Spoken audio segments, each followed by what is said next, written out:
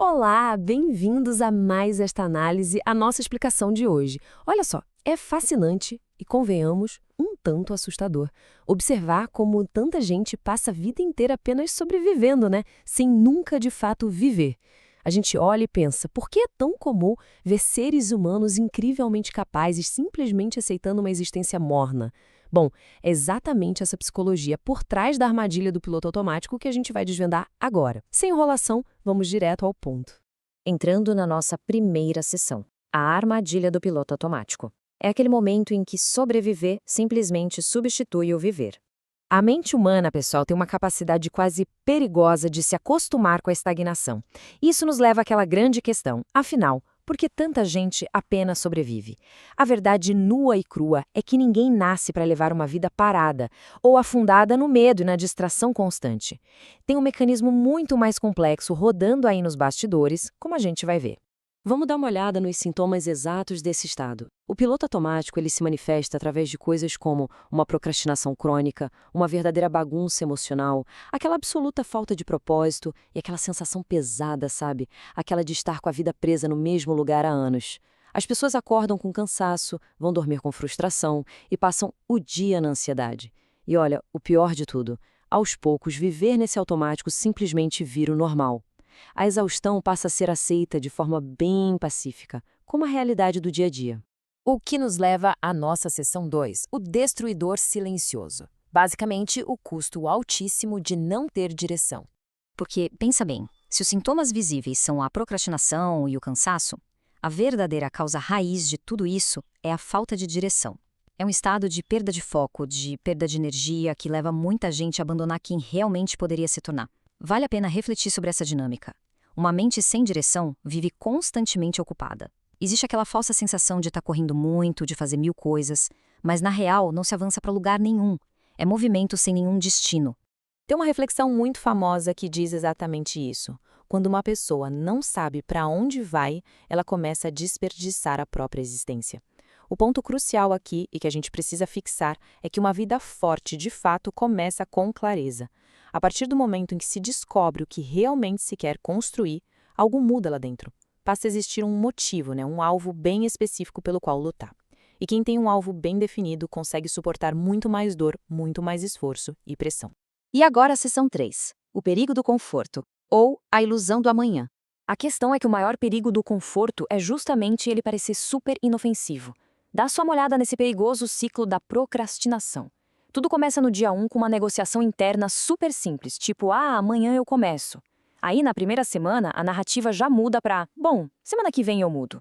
Chega o primeiro mês e vira, mês que vem eu resolvo isso. E o resultado, anos depois? Os sonhos simplesmente envelhecem e as metas, bom, elas morrem. Potenciais humanos gigantescos acabam literalmente enterrados porque esses pequenos adiamentos, dia após dia, fizeram o tempo escorrer pelos dedos. Passando para a sessão 4, carregando bagagem emocional. O peso daquelas questões não resolvidas.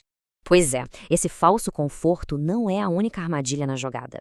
A tendência de conviver com problemas ao invés de simplesmente ir lá e resolver cobra um pedágio mental bem pesado. Olha só como isso se divide.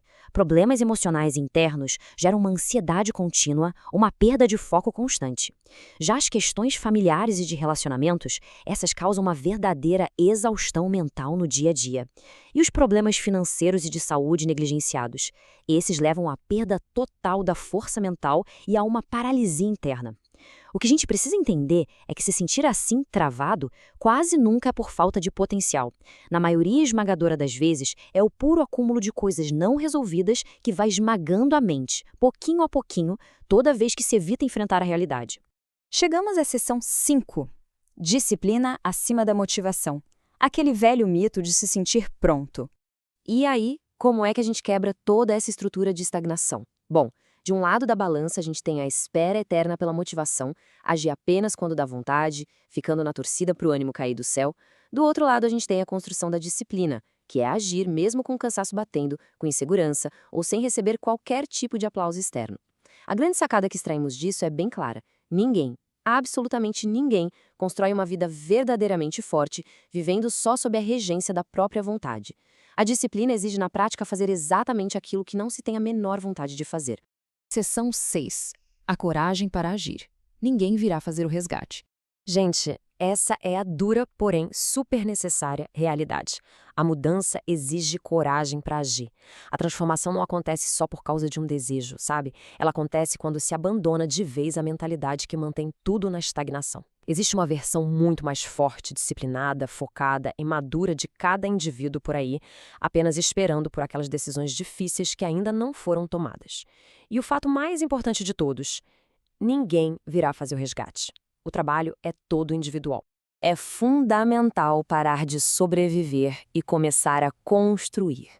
É imperativo parar de aceitar uma vida pequena e parar de fugir daquelas decisões que assustam.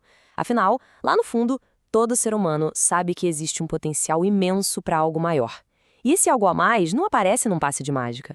Ele precisa ser construído, tijolo por tijolo, todos os dias, com muita disciplina, muita clareza e uma coragem imensa. Inclusive, eu diria que especialmente nos dias mais difíceis. E para a gente fechar a nossa explicação de hoje, fica aqui uma reflexão profunda. Será que a espera eterna vai acabar e a ação vai finalmente começar? Será que chegou mesmo a hora de abandonar definitivamente essa existência no piloto automático?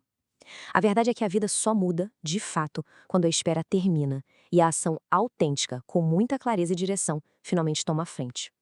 Muito obrigada por acompanharem a nossa análise de hoje. Continuem sempre buscando clareza. Até a próxima.